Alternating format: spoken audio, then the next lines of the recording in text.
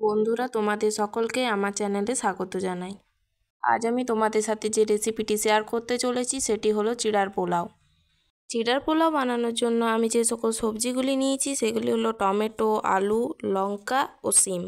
বন্ধুরা, আমি এখানে লঙ্কাগুলো কুচি কুচি করে কাটবো না, আমি লঙ্কাগুলো এইভাবে মাছ থেকে কেটে নেব। আপনারা চাইলে কুচি করে কেটে নিতে পারেন।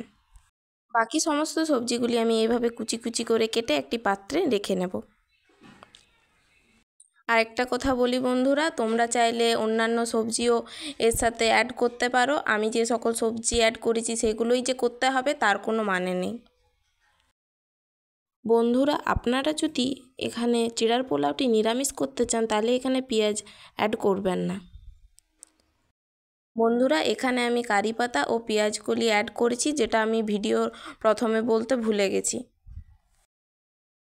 এরপর আমার সমস্ত সবজি কাটা হয়ে গেলে একটা কড়াইয়ে তেল দিয়ে লঙ্কাগুলো হালকা ভেজে নেব।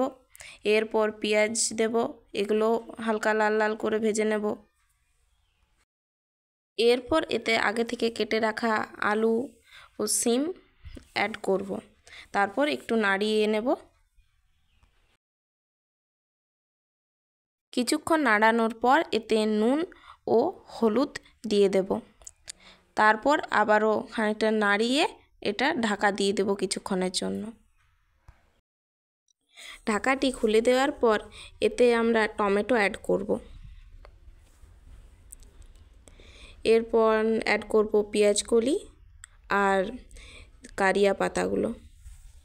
তারপর ভালো করে নাড়িয়ে নেব। এরপর একটি পাত্রে কিছু কাঁচা চিড়ে নেব এবং এটা ভালো করে জল দিয়ে ধুয়ে নেব।